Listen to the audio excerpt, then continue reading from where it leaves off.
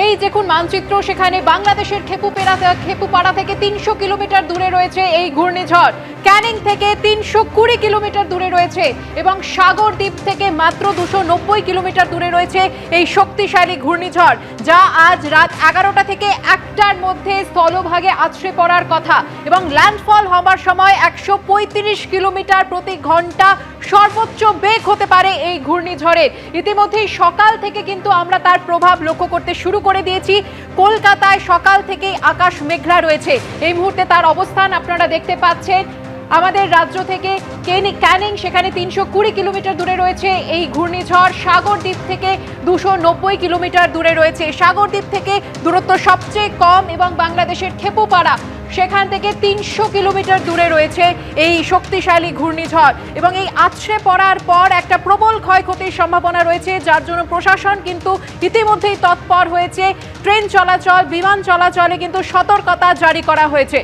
আজ কালকে গোটা রাতের মধ্যে দীঘার যে আবহাওয়া সেটা সম্পূর্ণরূপে বদলে গিয়েছে। সকাল থেকে একেবারে মেঘলা আকাশ এবং তার সঙ্গে সমুদ্রে জলোচ্ছ্বাসের ছবিটা স্পষ্ট হচ্ছে। তোমরা জানাচ্ছিলে যে কত দূরে রয়েছে রেমাল, সেই তথ্যগুলো জানাচ্ছিলে এবং এই হচ্ছে উপগ্রহ চিত্র যেটা বলছে যে দীঘা থেকে রেমালের অবস্থান 390 কিলোমিটার দূরে। যেদিকে রেমালের গতিপথ রয়েছে সেটা বাংলাদেশের খেপুপাড়া সংলগ্ন এবং পশ্চিমবঙ্গের এবং বাংলাদেশের খেপুপাড়া মাঝখানে সেখানে ল্যান্ডফল হওয়ার সম্ভাবনা রয়েছে। কিন্তু যেহেতু পূর্ব মেদিনীপুর উপকূলবর্তী জেলা, সেখানেও যথেষ্ট প্রভাব পড়তে পারে বলে মনে করা হচ্ছে। ইতিমধ্যেই সমুদ্রে যথেষ্ট পরিমাণে একটা উত্তাল সমুদ্র তৈরি হয়েছে। পর্যটক, যেহেতু গতকাল সপ্তাহান্ত ছিল, পর্যটক গতকাল রাত্রি পর্যন্ত কিন্তু যথেষ্ট সংখ্যায় ছিল এখানে। তবে যেটা বলা হচ্ছে যে আপাতত পর্যটকের সংখ্যা ধীরে ধীরে কমবে এবং সমুদ্রের ধারেও এখনও পর্যটকরা আসছেন বটে, কিন্তু যত বেলা বাড়বে প্রশাসন সক্রিয় হবে এমনটাই জানা যাচ্ছে। সমুদ্রে নামার ক্ষেত্রে ইতিমধ্যেই নিষেধাজ্ঞা জারি করে দেওয়া হয়েছে এবং সমুদ্রের ধারে যে বিভিন্ন রকমের অ্যাক্টিভিটিস থাকে দীঘাতে, বিভিন্ন রকমের বিনোদনের উপাদান থাকে, সেগুলোও যাতে আজকে না হয় সেটাও কিন্তু নির্দেশ দেওয়া হয়েছে। তবে পর্যটক এখনও পর্যন্ত দীঘায় আছেন। দুপুরের পর থেকে হোটেলগুলিকে পর্যটক শূন্য করে দেওয়ার কথা একটা বলা হয়েছে এবং সেদিকে তার সঙ্গে আবহাওয়া দপ্তরের যে পূর্বাভাস তার দিকেও নজর রাখা হচ্ছে। তবে দীঘার যে পরিবেশ, যে আজকে সকালবেলার যে আবহাওয়া, সেটার সম্পূর্ণ বদল ঘটেছে সেটা বোঝা যাচ্ছে।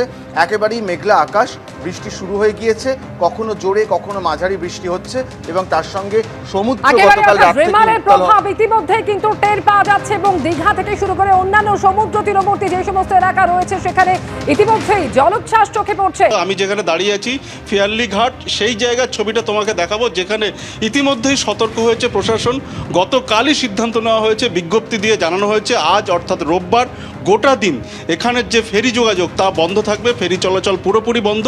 এবং তোমাকে ঘাটের ছবিটা দেখাবো, যেখানে পুরো ঘাট শুনশান, অন্য দিনের থেকে ছবি একেবারে আলাদা। সমস্ত যানবাহন পাড়ে রয়েছে এবং নদীপথের যোগাযোগ পুরোটাই বন্ধ। এবং তুমি ঘাটের ছবিটা দেখতে পাচ্ছ, যেখানে টিকিট কাউন্টার থেকে শুরু করে যে ঘাট পুরো শুনশান, পুরোপুরি বন্ধ করে রাখা হয়েছে দুর্ঘটনা এড়ানোর জন্য। এবং আগামীকাল কী পরিস্থিতি হয় সেদিকে নজর রয়েছে। তার পরিপ্রেক্ষিতে আগামীকাল কি করা হবে, অর্থাৎ ফেরি চলাচল স্বাভাবিক হবে কিনা বা কিভাবে চালানো হবে, সেই বিষয়ে সিদ্ধান্ত নেওয়া হবে।